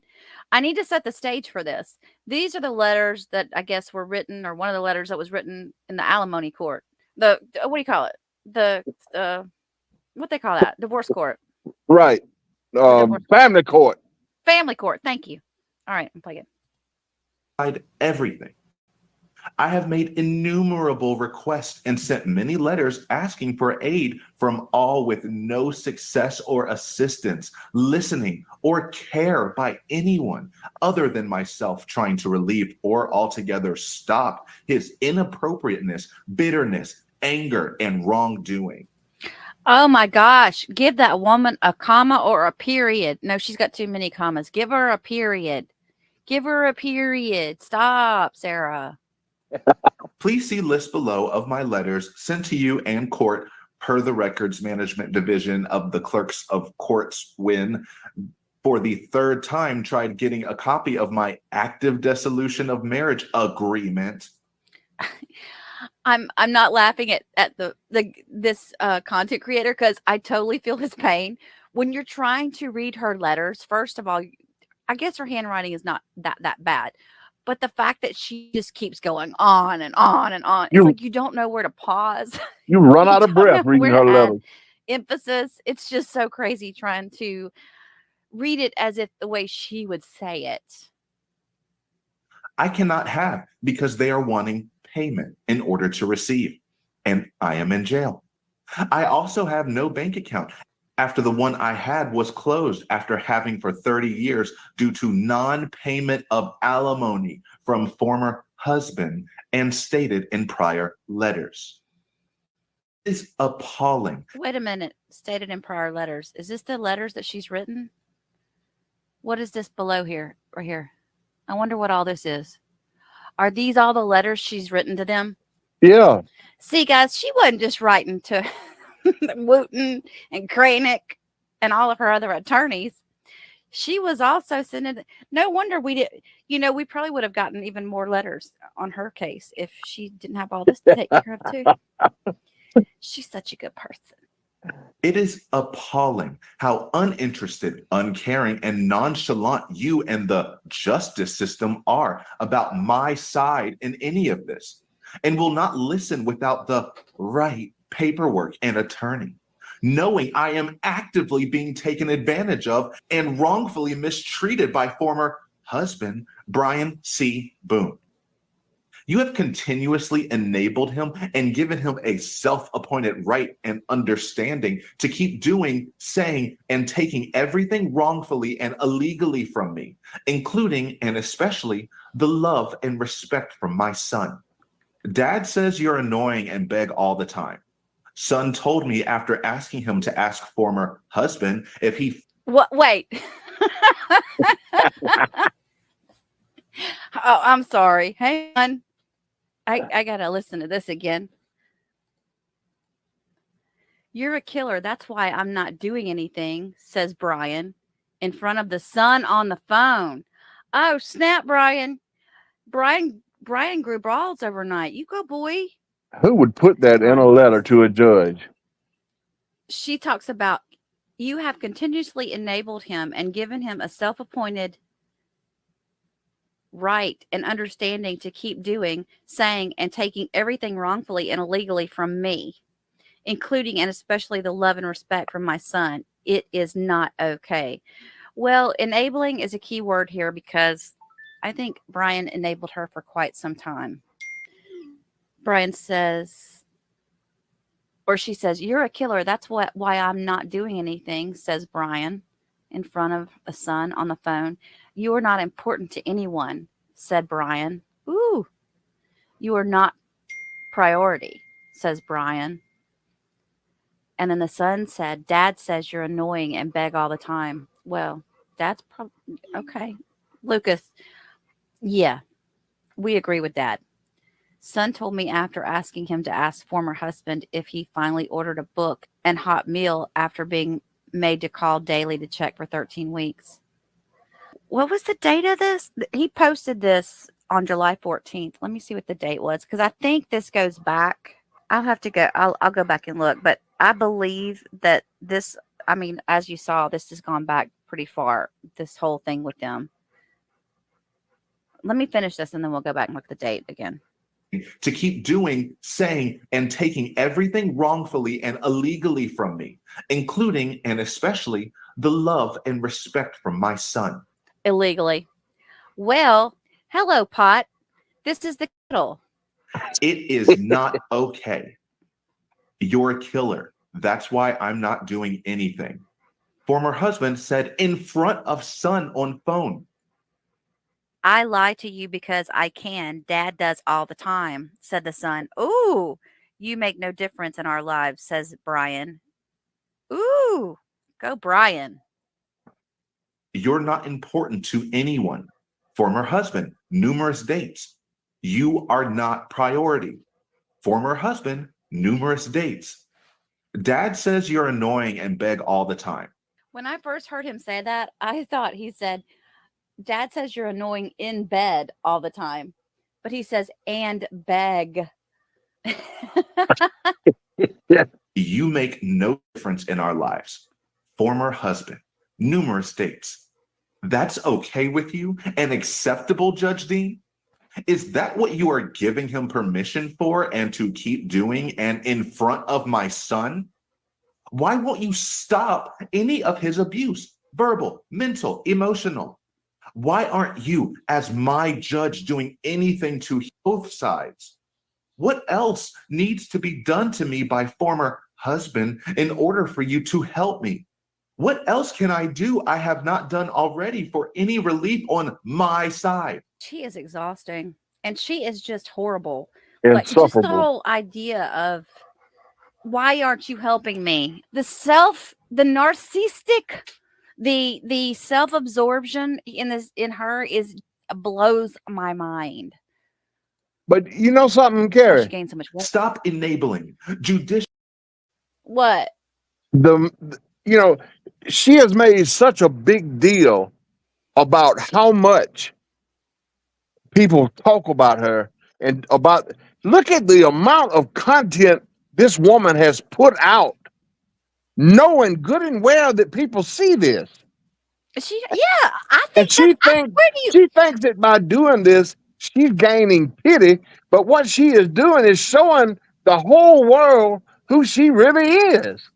I'm telling you, that's why I put that Norma Ray picture up, because I think that she is trying to put, like, she's going to do this for every woman out there that's ever been misunderstood. Now, these ladies in your chat, their keyboards are smoking right now. Yes. I mean, I'm telling y'all, and every woman in this chat, y'all know I'm right. That homegirl, she did not have good girlfriends in school. She didn't keep them long. There's no way, because you start to hang out with a woman like that, and they either burn you or you start to figure them out before you get burned. But it doesn't last. That relationship does not last. I can't imagine how. You know, she probably burned Brian over and over and over and over again. Don't you know it? And look, and the part about having to beg 13 weeks in a row for a hot meal, what in the world? You in prison, woman? Oh, that's as bad as her saying that she was what did it say? She gets claustrophobic. Don't put her in a cell. She gets claustrophobic. And I was like, excuse you? Yeah, she was gonna have a panic attack because the holding cell was too small. Oh my goodness, gracious alive. The irony, huh? Wow. Wow, wow, wow. That's all I got to say. Man. All right, I'm gonna hit play. Actually, you must know this is wrong in how I am being treated. I am told every time when trying to reduce any anguish or mistreatment from former husband and cooperate, trying to help, the judge doesn't care what you write. My son now says the same when I correct him on how he is being mean and rude to me. He's never going to do anything for you until your trial is over. And you know what blows my mind, you guys? She doesn't even acknowledge what her son has had to go through because of her actions. All about her. And I'm sure that this part has been left out of her letters of all the stuff that Brian has probably said to her about all the things that she's done that have affected them and how they've been affected, what they've had to go through. Because, you know, I mean, hello, we're sitting here talking about it right now. They have been, not that we're scrutinizing him, but they've been under scrutiny. This child is at the age to where he's going to go to school and kids don't understand, and they're going to bully him. They're going to make fun of him because of what his mother did. She does not even acknowledge that. Hateful. And even then, it will still all be in my favor. My other document is ready to go, so I can take the rest. I have an attorney. You deserve nothing. You mean nothing.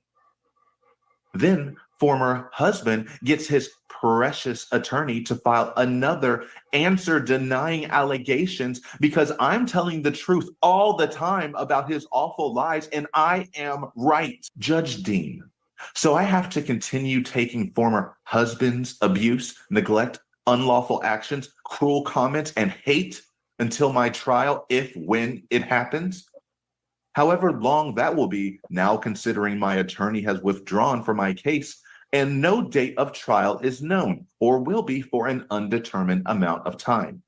How much more hate and disrespect will former husband encourage my son to keep lying and overall being mean to me, his mother? His mother.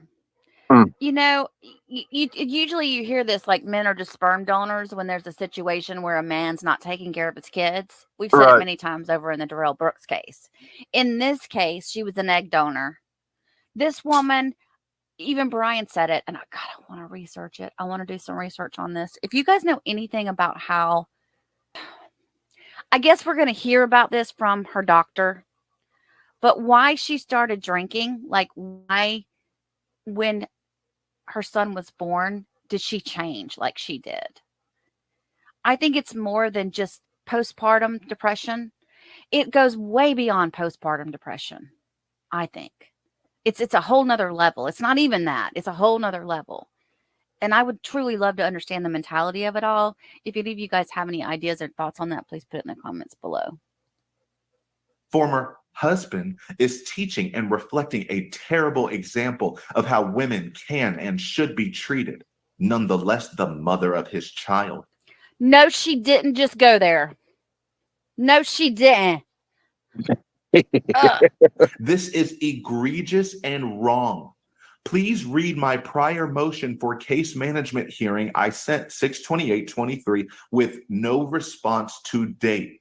I am requesting again, please to schedule. It is fair, and there are too many topics to be discussed, including my attorney, to write, and I only have one pen.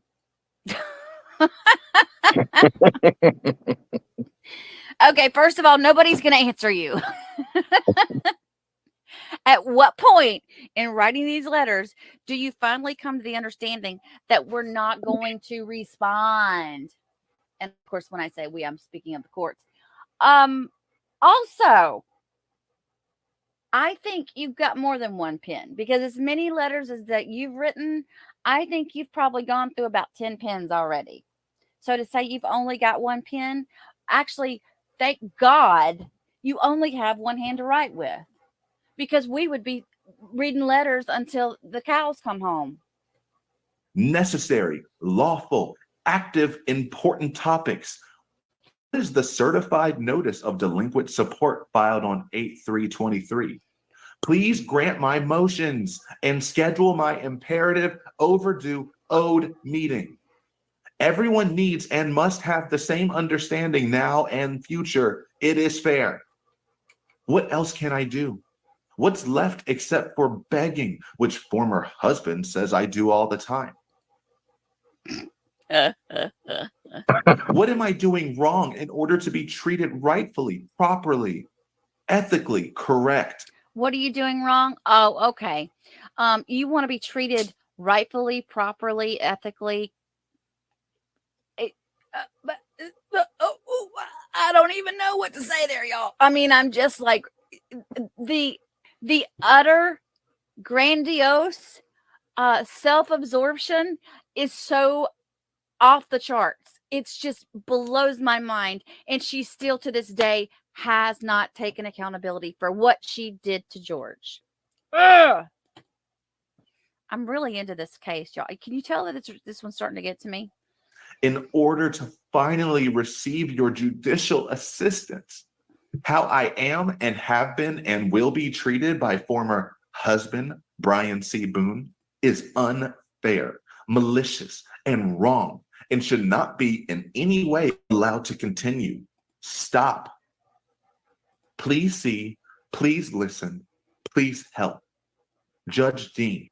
Stop, she says. Stop. Is that the same as George saying, Sarah, I can't breathe? I'm sorry, Sarah. What is it? What is that? You can't breathe? Are you feeling suffocated by the system, Sarah? Do you need to be let out, Sarah? How fitting is it that your suitcase is going to be a jail cell for the rest of your stinking life. We need some justice in this case very soon, you guys, or I'm going to snap. I'm going to snap. What was the reason for your comment made in your courtroom about former husband violating my constitutional rights? If you're not going to help or uphold said rights and lawfully allow me to use, what's the point? Why do I even have? You know I do in order for you to remark and see they are being violated. 9/19/22. Please schedule. It is my right. It is fair. Sincerely, Sarah Boone. Please send a copy of this letter so I know it was received and will serve as my receipt. I love how he says, sincerely, Sarah Boone. Kind of like the way I do it when I read her letters. All right, Cookie, do you have any response to that before I move forward with this recording? That is a woman that is in love with her own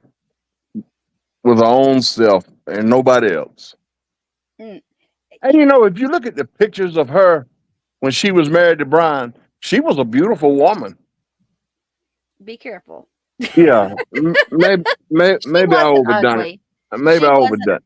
Yeah, But don't get too excited. Yeah. I did that mainly for Pope.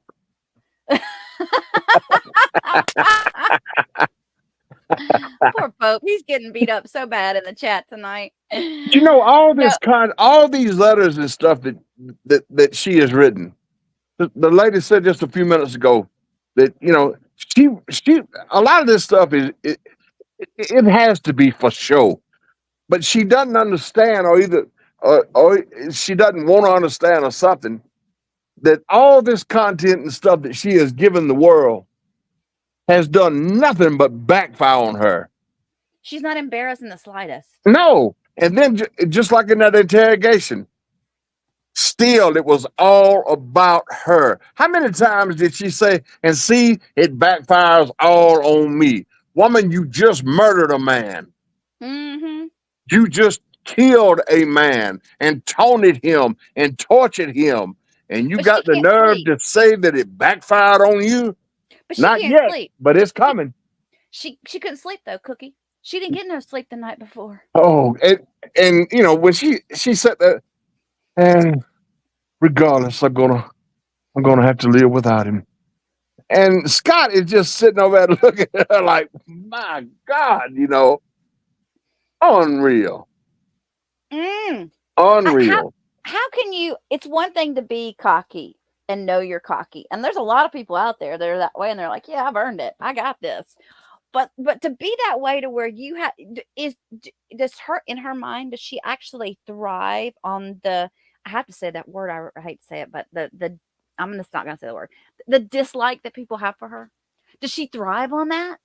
Is that what it is? Evidently, I don't know.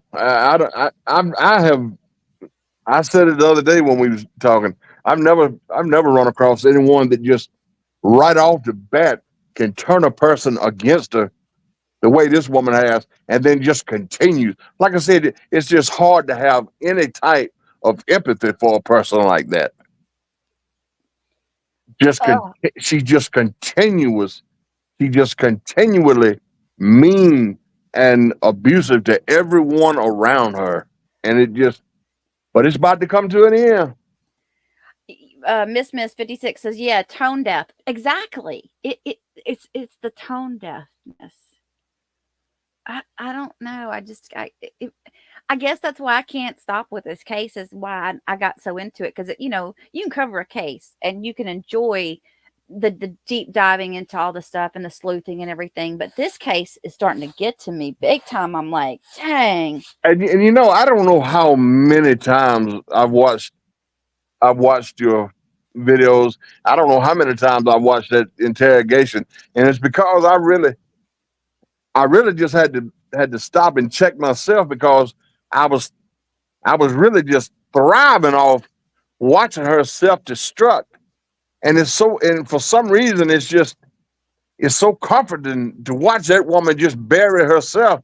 But then it gets to the point where you look at her and there's a real true dislike for the woman now. It's like, I just don't even I just don't like it at all.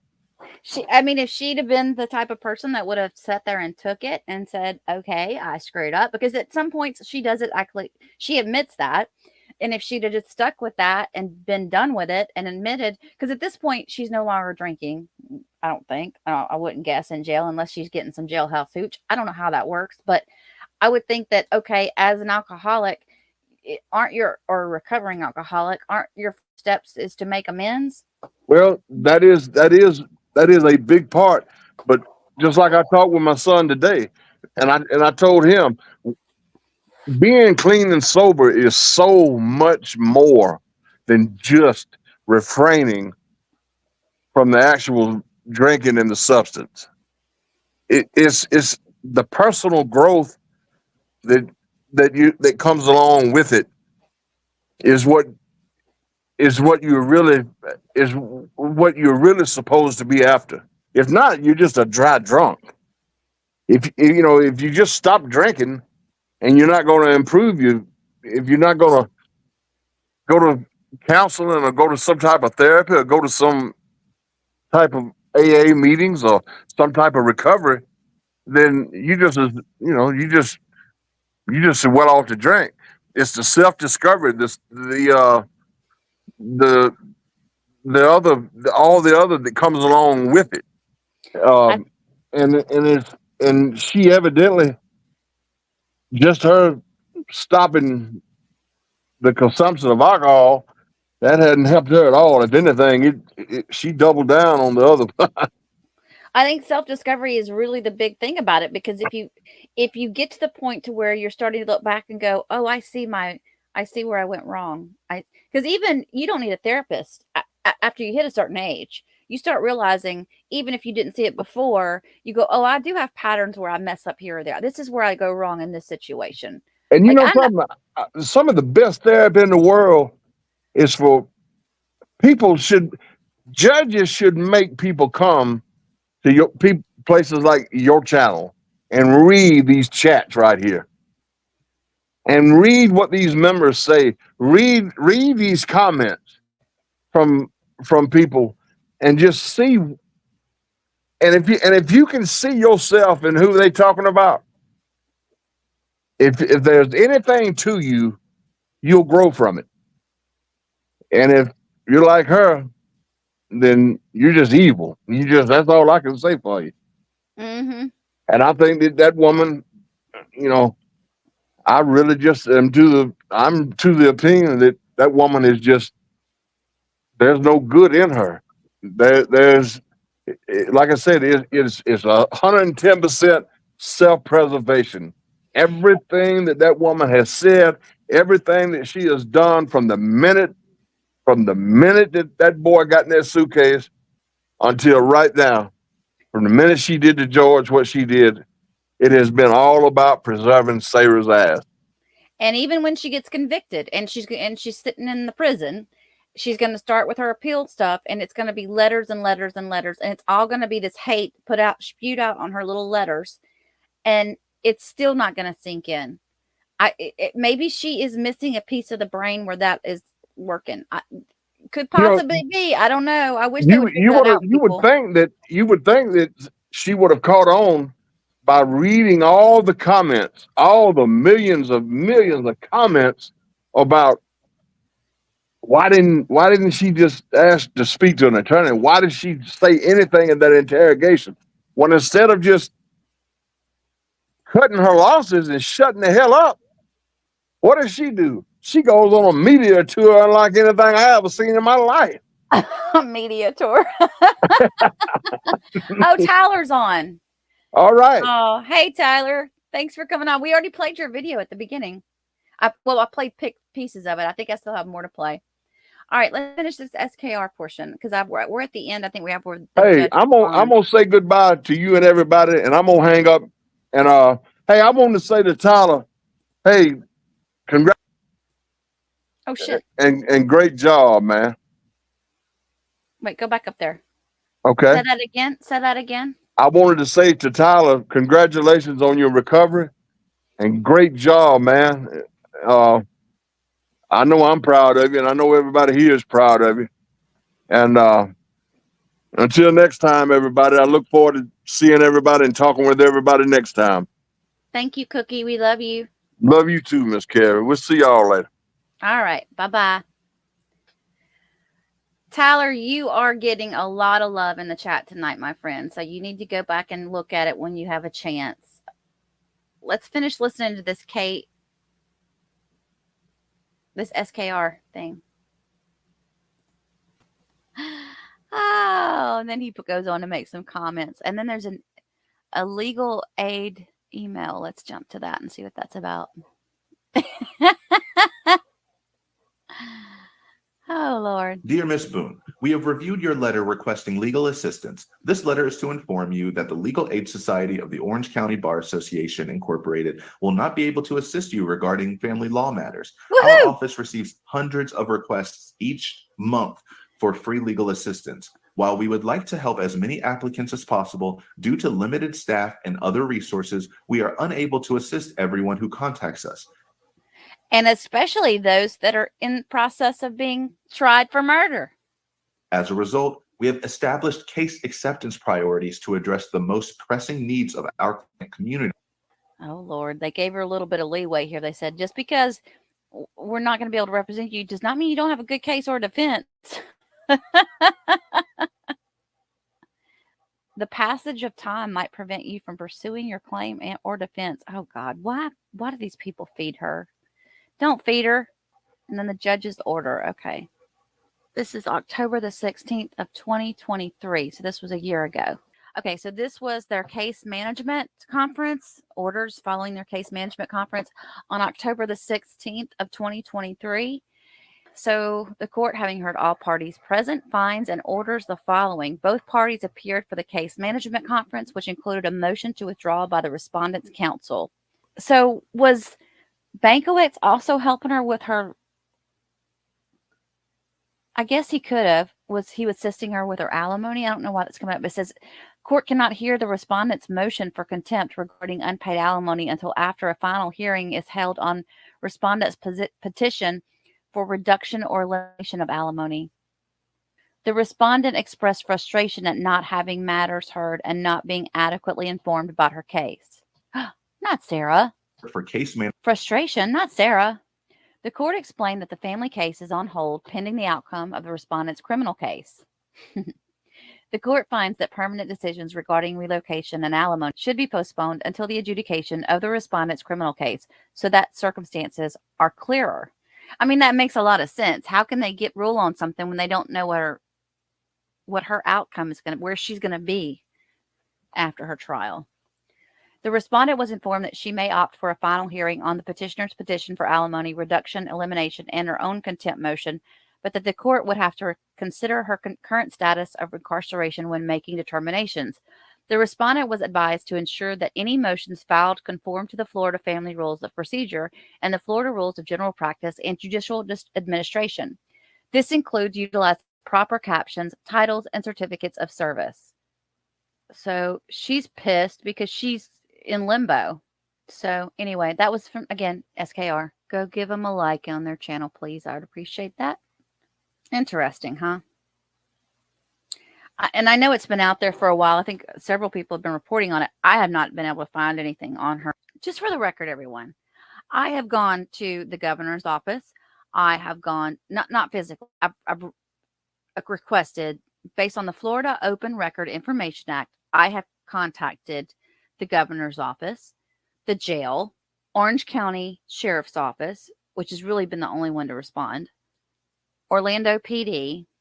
I think I even went to Kissimmee PD. The jail has yet to respond to anything I've sent them. I'm trying to think who else. So anyway, I don't know this stuff that's coming out. I have no idea where it's coming from because I've gone through all the legal channels I'm supposed to go through to get this. So I guess I'm just not one of the cool kids.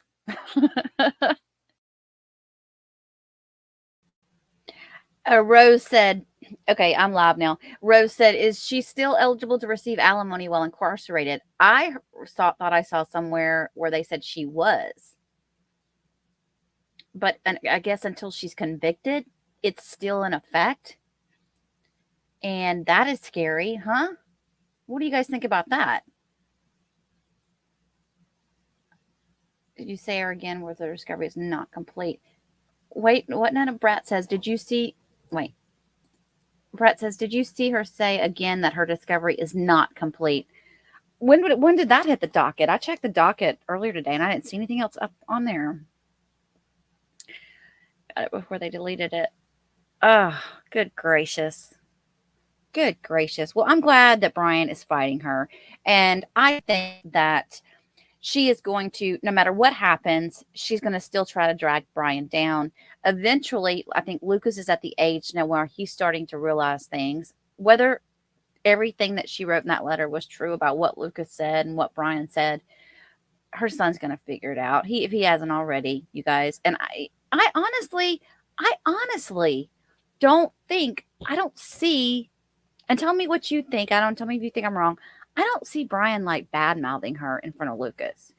Brian seems like the type of parent that he puts Lucas before anything.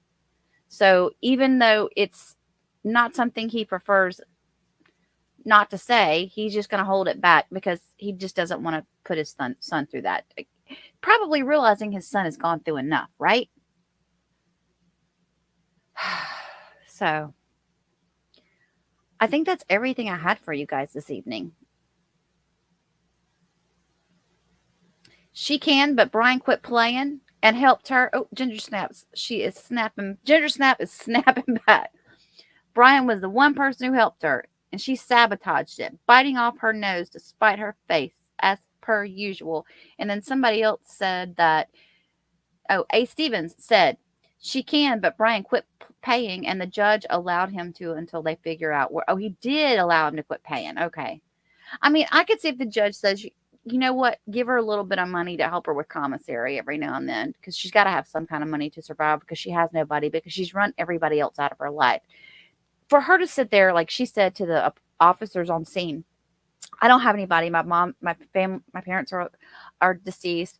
My aunt and uncle are deceased. I just have two brothers. One's in the military, and the other is in and out of jail, or whatever, how she said it. But it's like, I don't think any of these people would have wanted to step up. If this woman was your relative, I mean, we all have relatives that we just do not like. Blood is one thing, but yeah, there's always going to be a relative that even though there's blood there, you're like, oh, okay, Thanksgiving and Christmas, it's the only time I got to deal with it. But I can bite my tongue. I don't think I could ever bite my tongue after so many years of this woman at the Christmas punch bowl and at the Thanksgiving table. I think I would have gone off on her. I don't know about you guys, but I'm thinking that. So if you came in late, y'all go back and watch this from the beginning. We had a little bundle of fun tonight. We had James Owens doing his little political spiel. Then we had a portion of Tyler's interview. And then we had Cookie come up and do Cookie's Corner. So yeah, we had a good night tonight. I want to thank you all for being here with me this evening once again. And I will continue to create some stuff for you guys. Try to get something out tomorrow.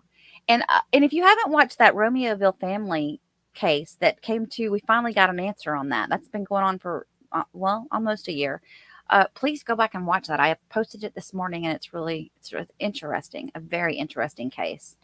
So you all have a blessed evening, and I will talk to you very soon.